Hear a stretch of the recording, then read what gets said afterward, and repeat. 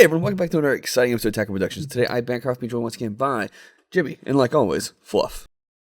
I'm getting fucking gaslit by Bancroft. Today's episode is brought to you by Raid Shadow Legend. No, it's not.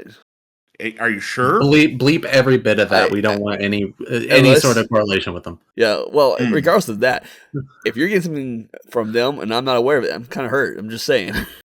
You know what? I got a text message from some random LA number that was like, play Raid Shadow Legends for free. I don't know. I thought that meant we were sponsored. No. Well, all that put aside, thank you all for joining us today. Today is my matchup against Big O Notations in the RPO tournament. This is one of the later rounds of our event, and I'm playing a interesting build that actually Jimmy had built. I got on Discord one day and I'm like, look, I got this thing going on. I don't want to play like one of my two main decks yet. What should I do? And Jimmy's like, I got you. Tri-color Beerus. Very interesting build. And it uses the SS4 engine, as you can see from my hand right now. My opponent... Can you tell that from the hand? I mean, that just looks like a black Skillis card in a sea of other random bullshit. Well, you guys are spectating through Discord, where on the actual screen, when I export the video, it'll be a lot clearer. Yeah. My opponent, though, is playing Towa SS4. So, this would be a very interesting round, I will say. Knowing that this deck could go pretty wide, I had to rely on getting a lot of cards in my hand quickly to be able to either play them and push back, or obviously play the arrival cards during my opponent's turn to neg out his board. So, let's see how it goes. You know what's funny? You charged a Drawlate, but you kept the God Tempter Towa, or God Tempter Bulma in your hand, which made me laugh. Well, I mean, he might need a Whis. I learned in one of the earlier rounds, I need to at least have one of each color energy. Mainly because there's cards that, like, the leader has to activate main, if I'm correct, on the Awakened side, where one red, one yellow KOs a battle card. Is that right? Mm-hmm. So, like, and I remember one of the earlier rounds, I didn't want to charge the draw leap, so I was just using them to combo off and then drawing more cards. And, like, about within 3 rounds, I'm like, I have no yellow energy. Like, I'm not getting any good yellow cards because I was ended up using them early on for a combo to draw later on. And I got stuck not getting yellow energy. This deck is such a balance of, like, what do you want to keep in your hand due to being able to get your arrivals out for cheaper cost and not having to pay energy for a red-yellow combo or a blue-red combo, while also keeping your energy area with the correct color. So usually, if I can play it right, I want to charge at least one blue-red and then one red-yellow. But in this case, that's very difficult because you're going up against, the aggro monster that is SS4 Towa. So charging multiple energy exhaust without having either a Beerus super combo or Sensu Beans to untap yourself is really, really risky. So charging the draw ape was probably the best bet there, just to give you that access to the yellow energy and also having no energy exhaust. Yeah. What is reducing the play cost Towa? On these cards for him? Is Towa actually reducing the cost? Yeah, yes. So SS4 Towa, Jimmy, you've actually played the deck before, if you want to go into details on it. Oh. So the Towa text says that she reduces the energy cost of all non-black Xeno cards. So all these cards are, multicolor black cards, but they're also non-black in terms of also being black. So it's like a weird paradox. But the ruling says that, it works, as odd as it is. And this leader also gets past Pacific energy costs. Yes, so it takes away the specified cost and also reduces the cost of these cards. So all of the 2-drops that are normally run, I think they're the Prismatic Bursts, I believe, are the 2-drops, and then the others are Prismatic Aegis. Yeah. So all these cards are 1-drops. They don't get their full effect because you have to have the Bardock leader, but you do get their bottom autos, which are all fantastic. So the Goku, he will blow up his skill list. The Gohan will warp a 4-drop. The Vegeta draws 2 and bottom decks 1. The Bardock is a counterplay.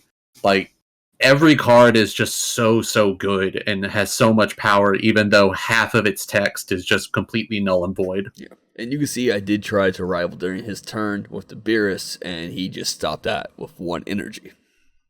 And it's just a nutty looking board already for 2 energy.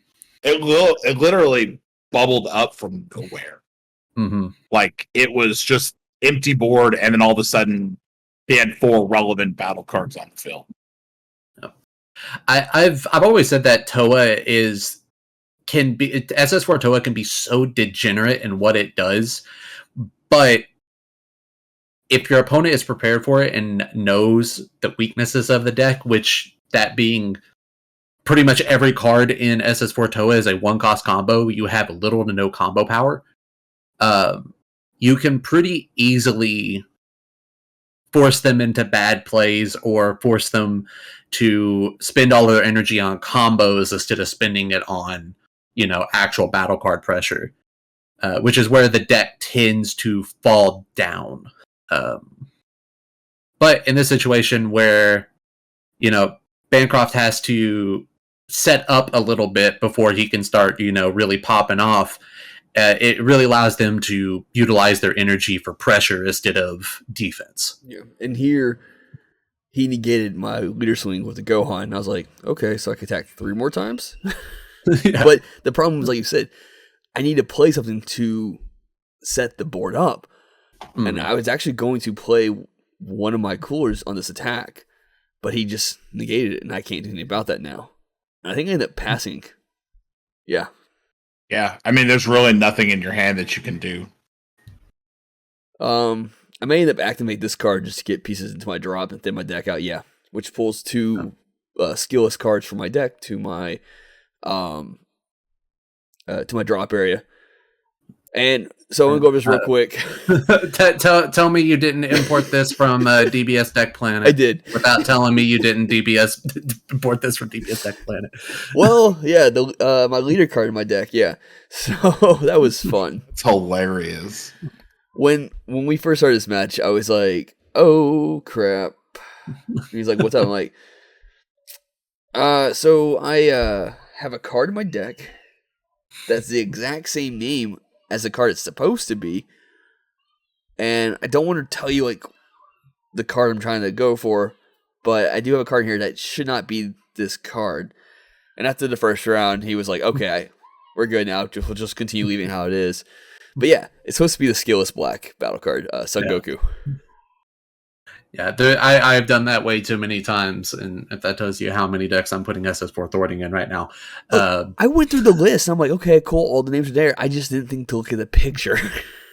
Yeah, that's the way it always is. It's always like turn 4, I finally draw into it, and I'm like, oh shit. What is this card? Uh-oh. So here, I comboed with the Unison. Sorry, with the 5-drop cooler that takes 3 to a rival. Yeah. To pay the red energy for the other cooler, because I knew there's a good chance he could counterplay it. So this way I could go into using Beerus successfully without having to waste any energy. I may try this. Okay, use the Sensory Beam method to boost my leader up. And as you can see, if I'm correct, I have not awakened yet, and I'm still trying to hold off from awakening with only 2 life. Yeah, the best play with Beerus is to stay on your front side as long as possible to keep getting those draws and keep fueling the drop area. But one of the best ways to play against Beerus is doing exactly what Towa is and pressuring you to the point where you're going to be forced into flipping your leader over. You are losing out on the draw, but you do gain the ability to combo from the drop area, which can be pretty clutch, but you probably want those draws over comboing with, a 1 plus 10k. And the fact that these are all 16K, it's the same as swinging with 20Ks. Functionally, really. I mean, For sure. And so for right now, he has 2 of his cards which have been negged by 10, which helps me on my part. If like he wants to look at them, he has a combo now with 2 additional cards just to hit me with damage with the sense of being at it. But he still has 3 other battle cards, 2 swing with and 3 open energy right now. that's a rough spot to be in.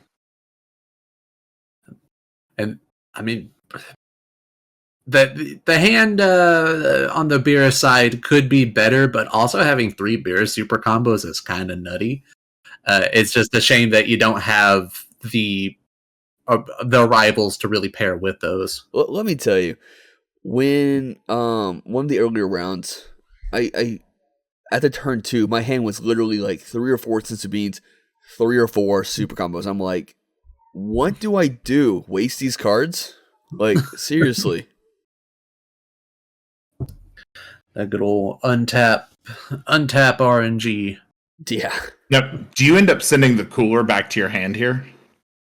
We'll see. I had intention of doing certain things, but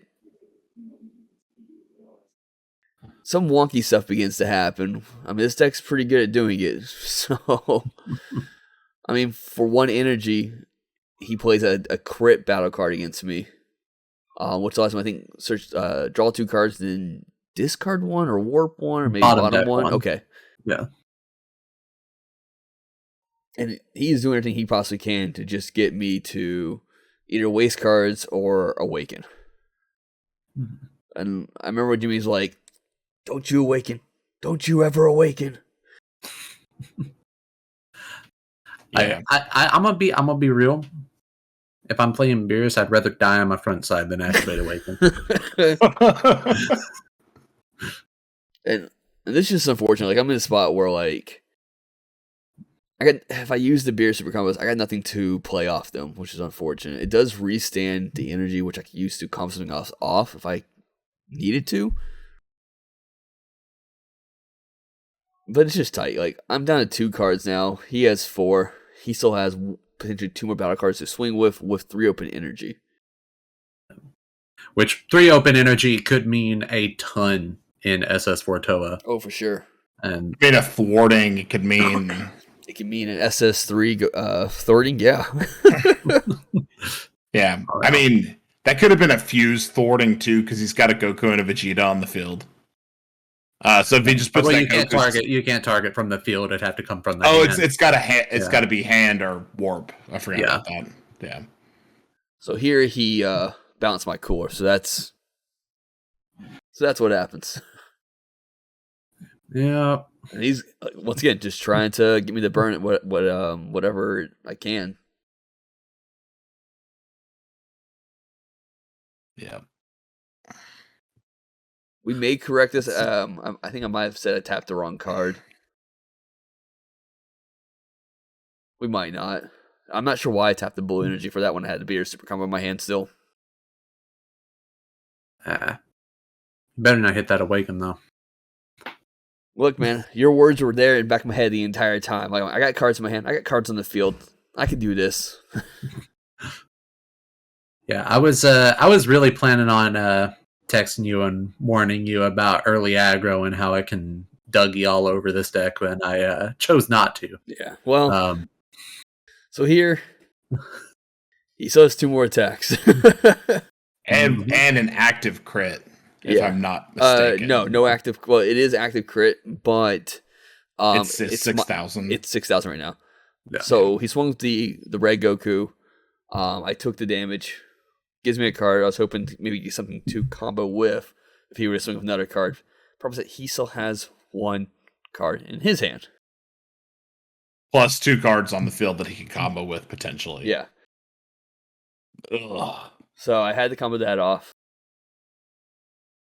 And if I recall correctly, his turn is not over. What a dirty, nasty spot to be in. Like, This is scoop territory because even next turn, even if you were to swing and deal 1 damage to him, it's not going to do anything. That is one of the things I really like about this Beerus deck is that you could top deck into something like a, one of your bigger rivals and make like a big comeback off of this, but you also have to worry about the field that's on the other side as well. Okay, so I need to talk about this real quick.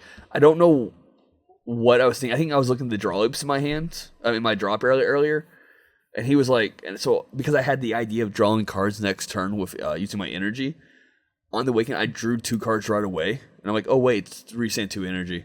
So we just put it back on top of the deck. I think I shuffled my deck afterwards as well. But I comboed out of it by awakening. But no, like I said, I saw the draw cards in my drop area. I'm like, okay, cool. I got to figure out how to maximize my turn. I got a lot of draw cards. He has no cards in his hand. Can I do 4 damage? Nope. So I choose not to charge in because that super combo is really good, So get us into being off 1.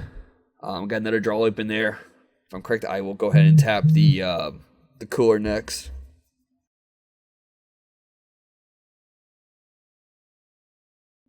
Oh, going for a swing first. Okay, that's always smart. Which another fantastic thing against Towa is, and even the SS4 list proper, is one Sensu Bean can really shut down their turn. Is they don't have the thwarting on field, they have no cards in hand, all their cards are 16. They're gonna have to spend a lot of energy comboing up to deal damage to you with one Sensu Bean, defense wise or offensive wise. But that is a big but. So you never know what's gonna happen. Because I drew into the Beerus and the Sensu Bean, and off the second draw leap, I drew into another ape. I went ahead and just did it. Tapped out to draw 3 cards, pretty much. Now,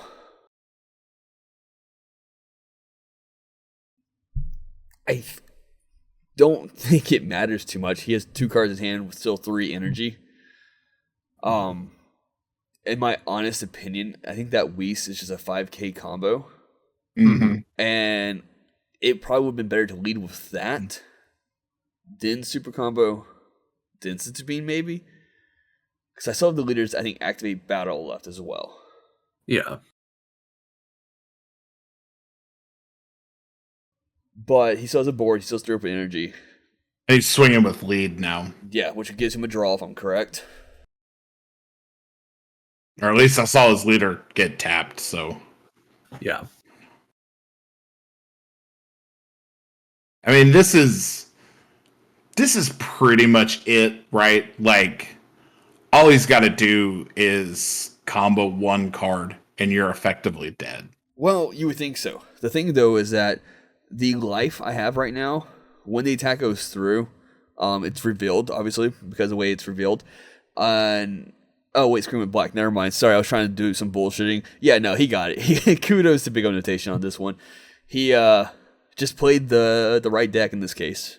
And before we even played, every opponent I talked to, I'm like, hey, to be fair, let's just put our leaders on at the same time. That way, there's no like slight influence. Like if I have 3 decks built, I'm like, oh, I picked this one instead. No, I was like, hey, can we do the same time? We both dropped down our decks, and I'm like, shit. Yep. So yeah, the same thing happened in my round against him. Like, he's just a good player, and he knew how to capitalize on that little bit of advantage that he had. Yeah, I chalked it up to. I think I straight up told him like afterwards. I was like, I guess that's why Europeans are better. Oh, I was like, I guess that's what I get for playing AOD last round to my opponent. Yeah. So yeah, karma. I will say that I'm going to be submitting my resume to Big O Notation to join them on that channel. I don't want anything to do with these AOP schmucks out here dropping the ball.